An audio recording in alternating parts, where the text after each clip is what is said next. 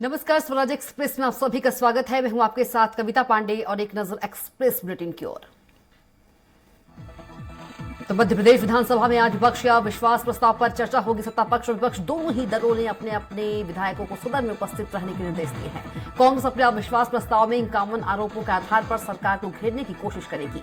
वहीं दूसरी तरफ सरकार भी पूरी ताकत से जवाब देने की तैयारी में है। उधर कांग्रेस के अविश्वास प्रस्ताव पर गृह मंत्री नरोत्तम मिश्रा ने तंज कसा है। गृह मंत्री ने कहा कि नेता प्रतिपक्ष गोविंद सिंह को कमलनाथ को लेकर अविश्वास प्रस्ताव लाना था, लेकिन वो हमारे खिलाफ लेकर आए हैं।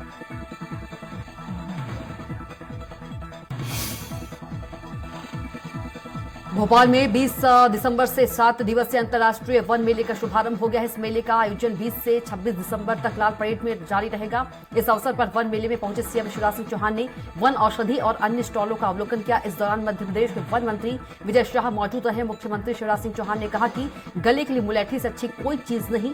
औषधियों से अपने शरीर को निरोग करें, इनसे हमारे भाई बहनों की आय भी बढ़ेगी। अवसर पर मुख्यमंत्री चौहान ने यह भी कहा कि ब्रिटेन में लोग महुआ की चाय पी रहे हैं। महुआ में औषधीय गुण है। अचार की चिरौंजी, हर्रा, बहेड़ा, आंवला, अनेक औषधियों से वनों में रहने वाले भाई बहन अपनी आय बढ़ाएं। इससे हम कोई कसर नहीं छोड़ेंगे। इसके साथ ही उन्होंने ये भी कहा कि मैं इस समृद्ध वन मेले के आयोजन के लिए आपको बधाई देता हूं। महुआ 140 किलो ब्रिटेन एमपी से जा रहा है, कमाल की बात है।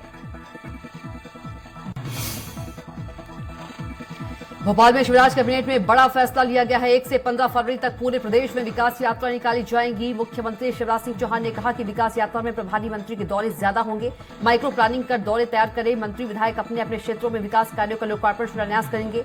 सांसद भी विकास यात्रा में शामिल होकर केंद्र और राज्य की योजनाएं, कार्यक्रमों और लोकार्पण शिलान्यास में भाग लेंगे। कैबिनेट बैठक में सहकारी सोसाइटी संशोधन विधेयक का अनुसमर्थन किया गया।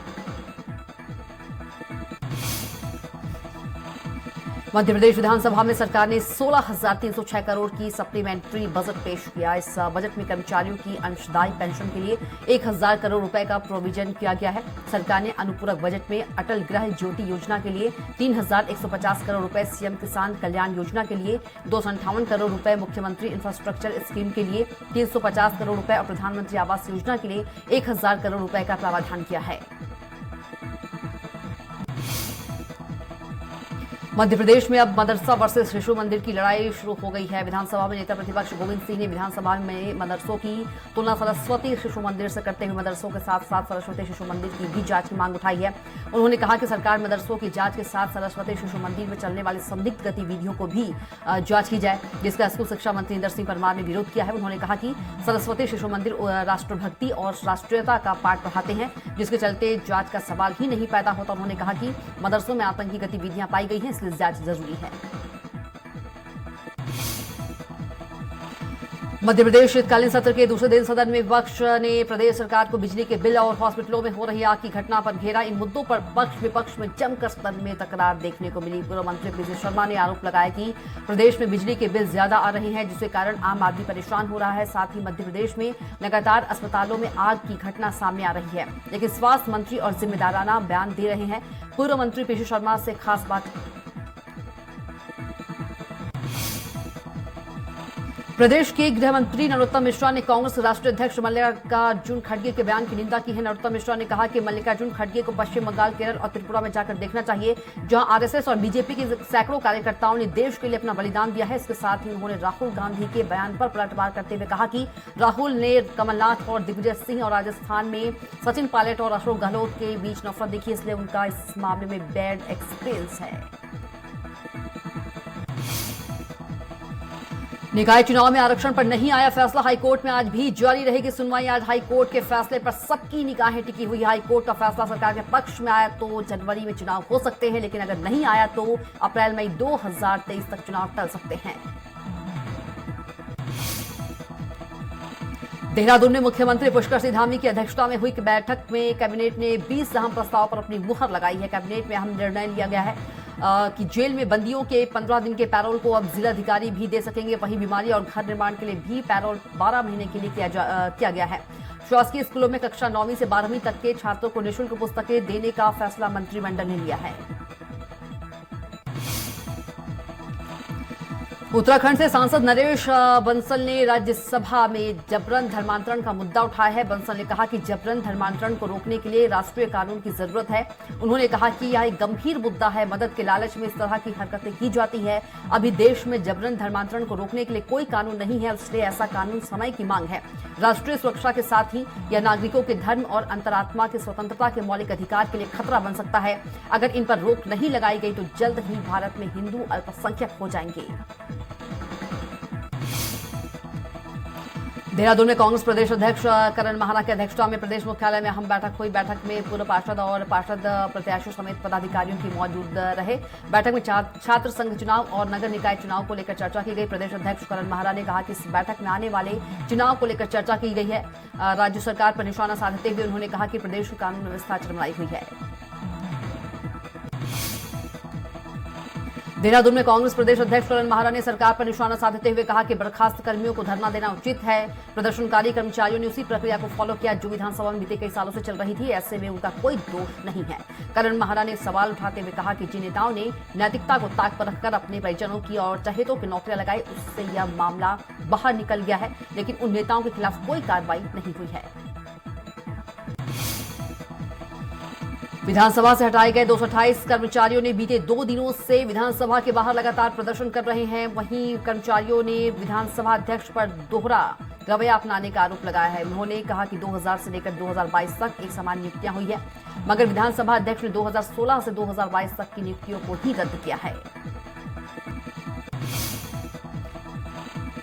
छत्तीसगढ़ में बाघों की संख्या बढ़ाने के लिए मध्य प्रदेश से बाघ लाए जाएंगे, जिन्हें अचानकमार टाइगर रिजर्व में छोड़ा जाएगा।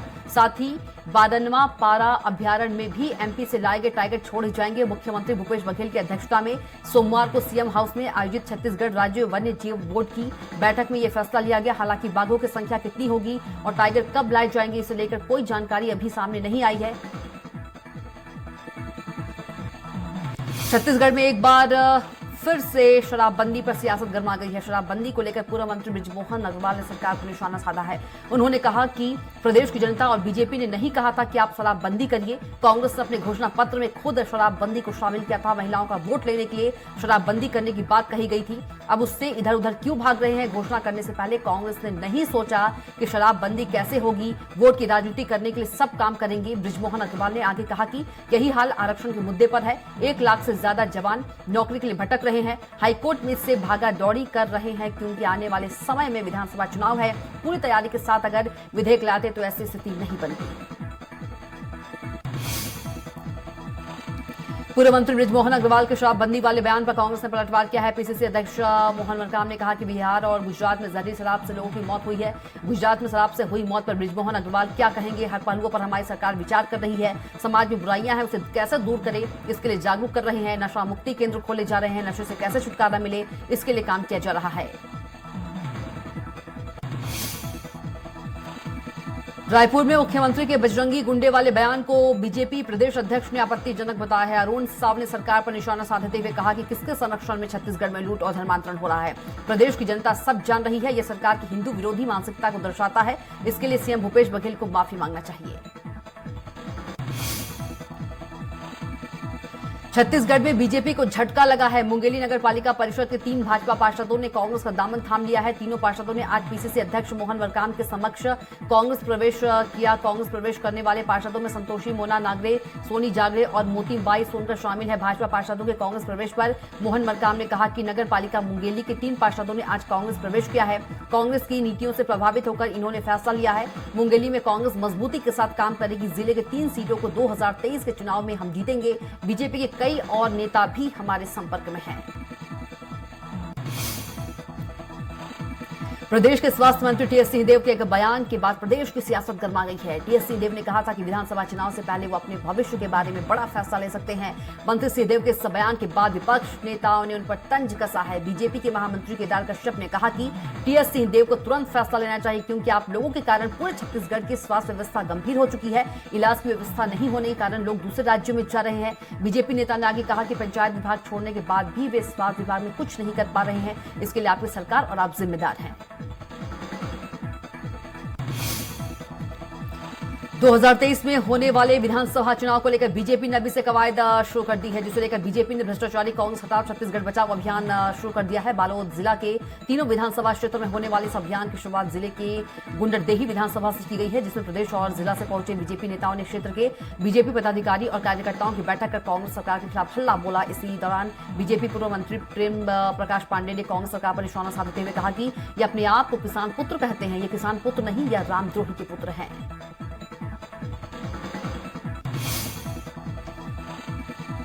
चाचौड़ा को जिला बनाने की मांग को लेकर की जा रही पदयात्रा के बाद विधायक लक्ष्मण सिंह ने अपने विधानसभा क्षेत्र के 1 दर्जन साथियों के साथ मुख्यमंत्री से भेंट की। मुख्यमंत्री शिवराज ने भी जल्द चाचौड़ा को खुशखबरी देने का आश्वासन दिया है।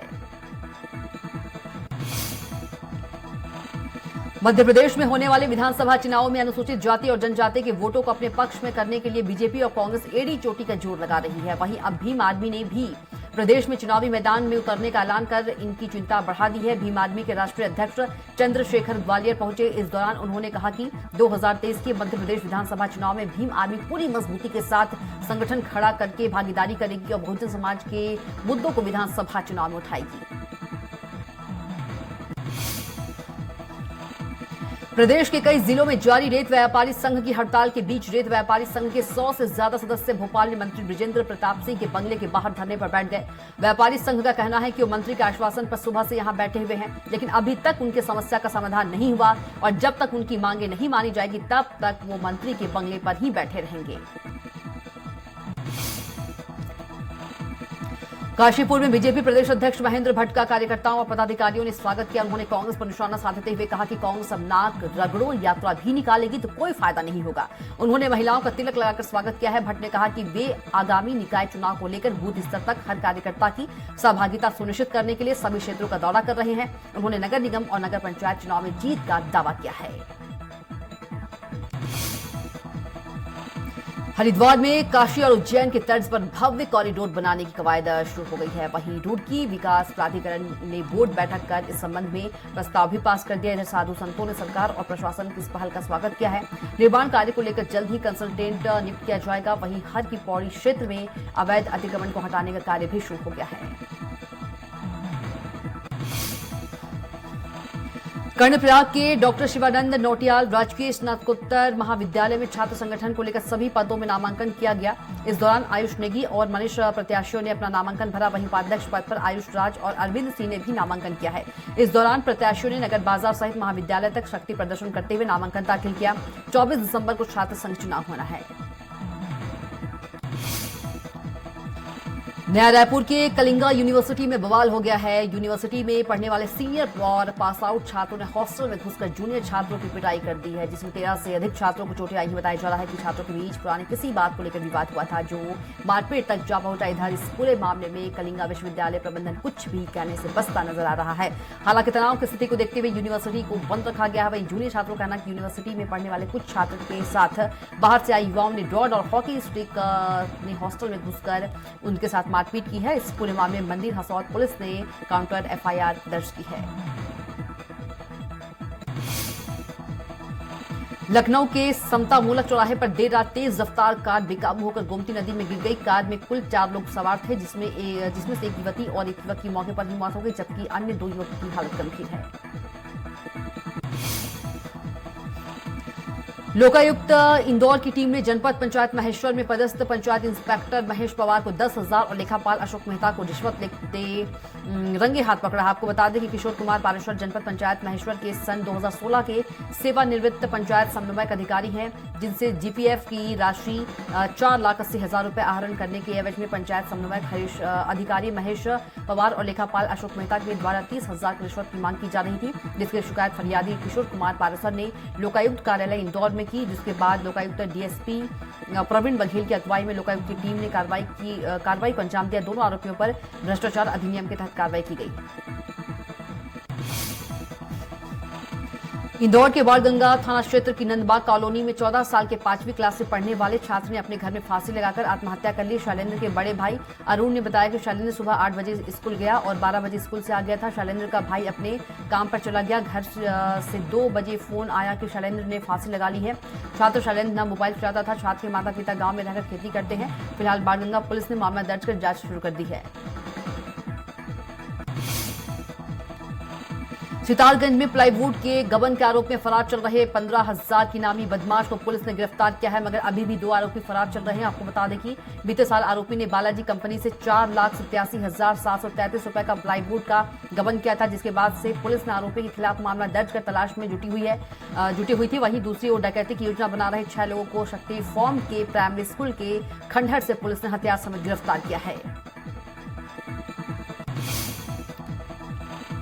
नीमच के मनासा थाना क्षेत्र के ग्राम पंचायत पिपलिया रावजी में कबाड़ से भरे बाड़े में भीषण आग लगी। आग का धुआं 3 किलोमीटर दूर से उठता दिखाई दे रहा था। सूचना मिलने पर तत्काल मनासा नगर परिषद फायर ब्रिगेड टीम पहुंची और ग्रामीणों की मदद से आग पर काबू पाया गया। ग्राम पंचायत सरपंच लोकेंद्र भाटी ने बताया कि कबाड़ से भरे बाड़े में लगने से करीब 1.5 से 2 लाख का नुकसान हुआ है। उमरिया के विश्व प्रसिद्ध बांधवगढ़ टाइगर रिजर्व में एक नर तेंदुए की मौत हो गई। पार्क में पतौर बाइक क्षेत्र में गश्ती दल ने तेंदुए का शव देखा और प्रबंधन के उच्च अधिकारियों को सूचना दी। मृत तेंदुए के गले में गंभीर घाव के निशान मिले हैं। प्रबंधन ने डॉग स्क्वाड की मदद से घटनास्थल का मुआयना कराया। प्रबंधन के मुताबिक मृत तेंदुए की उम्र 5 वर्ष के आसपास है। घटनास्थल के पास ही बाघिन के पगमार्क मिले हैं।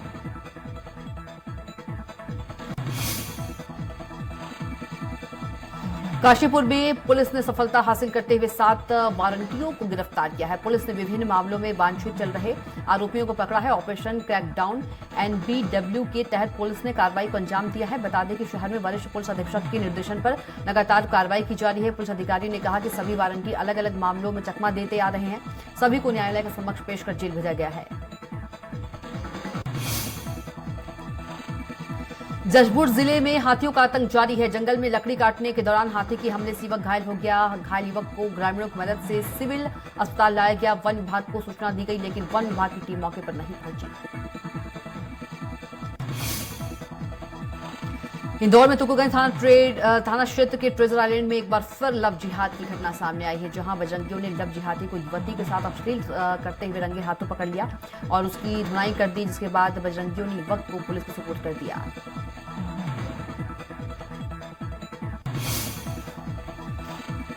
ग्वालियर के गोले का मंदिर थाना क्षेत्र में एक छात्रा के अश्लील फोटो सोशल मीडिया पर वायरल करने की धमकी देने का मामला सामने आया है। पीड़ित छात्रा ने पिता के साथ SP कार्यालय पहुंचकर पूरे मामले की शिकायत की। छात्रा का कहना है कि 1 साल पहले उसके पड़ोस में रहने वाली युवक ने उसकी फोटो सोशल मीडिया पर फर्जी ID बनाकर शेयर की थी और उसके बाद से वो लगातार फोटो वायरल करने की धमकी दे रहा है। छात्रा का कहना है कि वो पहले भी पुलिस से शिकायत कर चुके हैं, लेकिन आरोपी युवक पर अब तक पुलिस ने कोई एक्शन नहीं लिया, जिसके चलते उसका पूरा परिवार मानसिक दबाव में है। फिलहाल पूरे मामले में एडिशनल SP राजेश डंडोतिया ने मामले में उचित कार्रवाई का आश्वासन दिया है। ग्वालियर में सोशल मीडिया पर एक वीडियो वायरल हो रहा है, जिसमें बर्थडे सेलिब्रेशन में कुछ युवक कट्टा लोड करते हुए गोलियां चलाते हुए दिख रहे हैं। तेजी से यह वीडियो शहर में वायरल हुआ तो पुलिस भी हैरान हो गई। पुलिस ने तत्काल पड़ताल शुरू कर दी। वीडियो पुरानी छावनी के बर्रा गांव का बताया जा रहा है। वीडियो में युवक बेखौफ फायर करते हुए नजर आए हैं। पहले भी इस तरह के फुटेज वायरल हुए हैं और पुलिस ने एक्शन लेकर आरोपियों को हवालात की सैर कराई है। ग्वालियर में लूट के अपराधों में फरार 5,000 रुपए की इनामी आरोपी को पुलिस ने गिरफ्तार कर लिया। इनामी बदमाश सुखलाल को लक्ष्मणगढ़ पुल के पास पकड़ा गया। पुलिस टीम को देखकर संदिग्ध व्यक्ति ने मौके से भागने का भी प्रयास किया, लेकिन पुलिस टीम घेर कर उसे पकड़ लिया। पकड़े गए आरोपी से पूछताछ करने में पता चला कि वह थाना महाराजपुरा में दर्ज एक डकैती के मामले में फरार चल रहा था। उक्त फरार आरोपी की गिरफ्तारी के लिए पुलिस अधीक्षक ने 5,000 रुपए का इनाम घोषित किया गया था। ग्वालियर में भूमाफिया के खिलाफ अभियान ठंडा पड़ गया है। बीते साल जिले में 13 जगहों पर प्रशासन ने बड़ी कार्रवाई कर लगभग 209 हेक्टेयर भूमि मुक्त कराई थी, मगर उसके बाद भूमाफिया के खिलाफ कोई कार्रवाई नहीं की गई। वहीं लंबे समय से अतिक्रमण के खिलाफ कार्रवाई ठंडा पड़ने से भूमाफिया एक बार फिर सक्रिय हो गए हैं। फिलहाल प्रशासन ने जिले के सभी सर्किल SDM से लिस्ट मांगी है और नए सिरे से कार्रवाई करने की बात की है। ग्वालियर के ठाठीपुर थाने के अंदर से एक सैनिटरी कारोबारी के पिस्टल गायब होने का मामला सामने आया है। कारोबारी ने नगर निगम चुनाव से पहले आचार संहिता लगने पर अपनी पिस्टल जमा करवाई थी, लेकिन जब वो अपनी पिस्टल लेने थाने पहुंचा तो पिस्टल गायब मिली। थाने के अंदर से पिस्टल गायब होने पर हड़कंप मच गया। थाना प्रभारी समेत पूरे स्टाफ ने घंटों तक तलाश की, लेकिन पिस्टल का कोई पता नहीं चला। वहीं additional SP crime Rajesh Dandotiya का कहना है कि अभी कई हथियार थाने में जमा हो सकता है। इन्हीं के बीच कहीं पिस्टल दब गई हो, जिसे जल्द ढूंढकर आवेदक को वापस दिया जाएगा। जबलपुर के माढ़ोताल थाना में क्राइम ब्रांच ने एक घर में दबिश देकर सट्टा खेल रहे 5 लोगों को गिरफ्तार किया है। पुलिस ने आरोपियों के कब्जे से करीब 4 लाख 72,000 रुपए कैश समेत मोबाइल, लैपटॉप और एक लग्जरी कार भी जब्त की है। सभी आरोपी एक वेबसाइट के जरिए ऑनलाइन सट्टे लगाते थे। वेबसाइट को रीवा और कटनी में बैठे गिरोह के अन्य सदस्य हैंडल कर रहे थे। फिलहाल पुलिस इस गिरोह में शामिल अन्य सदस्यों की तलाश में जुट गई है। कटनी में जबलपुर लोकायुक्त की टीम ने बरही तहसील में पदस्थ एक पटवारी को 5,000 की घूस लेते रंगे हाथों गिरफ्तार किया है। पटवारी जेपी सिंह ने किसान से खसरा अपडेट करवाने के एवज में रिश्वत मांगी थी, जिसकी शिकायत फरियादी ने जबलपुर लोकायुक्त से की थी। जिसके बाद लोकायुक्त ने अधिकारियों ने इस पटवारी को संदीप कॉलोनी के कार्यालय में घूस लेते हुए रंगे हाथों पकड़ा। जबलपुर की सड़कों पर गायों के साथ साथ आवारा सुअरों का भी जबरदस्त आतंक है। सुअर घरों में घुस जाते हैं और नुकसान पहुंचाते हैं। सड़कों पर घूमने की वजह से अक्सर वाहन दुर्घटनाएं की वजह भी बनते हैं। इन्हें शहर से हटाने के लिए कई बार नगर निगम और जिला प्रशासन में शिकायतें दर्ज कराई गई, लेकिन कोई कार्रवाई नहीं हुई है। नगर निगम की महापौर परिषद ने अपनी बैठक में यह निर्णय लिया कि अब शहर को सुअर मुक्त शहर बनाया जाएगा, जिसके तहत शहर में सुअर पालने की अनुमति को रद्द कर सुअरों को पकड़कर उन्हें शहर से बाहर भेजा जाएगा। महाराष्ट्र के एक छोटे से गांव में पैदा हुई 4 साल की मासूम ने तीसरी बार नर्मदा परिक्रमा यात्रा शुरू किया है। नर्मदा परिक्रमा यात्रा में मासूम के साथ परिजन भी साथ में चल रहे हैं। मासूम राजेश्वरी ने परिक्रमा की शुरुआत ओंकारेश्वर से की है। वहीं सिद्धेश्वर नेमावर में मासूम की यात्रा का आधा पड़ाव हो गया है। नर्मदा यात्रा सीहोर जिले में प्रवेश किया है। इस मौके पर बड़ी संख्या में लोगों ने उत्साह के साथ स्वागत किया। इंदौर की वर्षा सिरसिया ने होने वाले प्रवासी भारतीय सम्मेलन को डेडिकेट करते हुए एक विशाल रंगोली बनाया। वर्षा 3 दिन से इस विशाल रंगोली को बना रही है, जिसका अब वर्ल्ड रिकॉर्ड में रजिस्ट्रेशन भी किया जाएगा। रंगोली को लेकर वर्षा का कहना है कि उसने 6,075 स्क्वायर फीट की इस रंगोली को 3 दिन पहले बनाना शुरू किया था, जिसमें मध्य प्रदेश का फोक आर्ट, गोंड, संझा, मधुबनी, वली, राजस्थानी और संस्कार भारतीय आर्ट को मिक्स करते हुए बनाई थी। इस मौके पर महापौर पुष्यमित्र भार्गव की धर्मपत्नी द्वारा रंगोली बनाने वाली वर्षा सिरसिया को उत्साहवर्धन किया गया। इस मौके पर वर्ल्ड रिकॉर्ड टीम की ओर से प्रतिनिधि रंगोली देखने पहुंचे थे। वर्षा ने बताया कि उसने यह रंगोली इंदौर में होने वाले प्रवासी भारतीय सम्मेलन में आने वाली अतिथियों को डेडिकेट की है। इंदौर में doctor APJ Abdul Kalam university में 2 दिवसीय संगोष्ठी का आयोजन किया गया। कार्यक्रम के शुभारंभ के मौके पर प्रदेश के एमएसएमई मंत्री ओम प्रकाश सकलेजा भी मौजूद रहे। इस दौरान गुजरात की प्रोप्राइटर विज ओटेक की संचालिका रुजन खम्पाटा ने आत्मनिर्भर भारत स्टार्टअप उद्यमी के रूप में भारतीय महिलाओं को भूमिका और चुनौती विषय पर छात्र छात्राओं के सामने अपने अनुभव साझा किए। वहीं देश के अलग अलग वक्ताओं ने भी छात्रों के सामने अपने अनुभव और विचार साझा किए। इंदौर में डॉक्टर एपीजे अब्दुल कलाम विश्वविद्यालय ने छात्र छात्राओं को आत्मनिर्भर बनाने को लेकर लगातार कवायद जारी है। वहीं विश्वविद्यालय में फार्मेसी के छात्र छात्राओं ने लैब में कई केमिकल रहित प्रोडक्ट तैयार किए हैं, जिसका मकसद छात्र छात्राओं को युवा उद्यमी स्टार्टअप की ओर आकर्षण करना है। आपको बता दें कि doctor APJ Abdul Kalam university के इंजीनियरिंग के छात्रों ने कोरोना काल में ऑटोमेटिक सैनिटाइजर मशीन बना चुके हैं।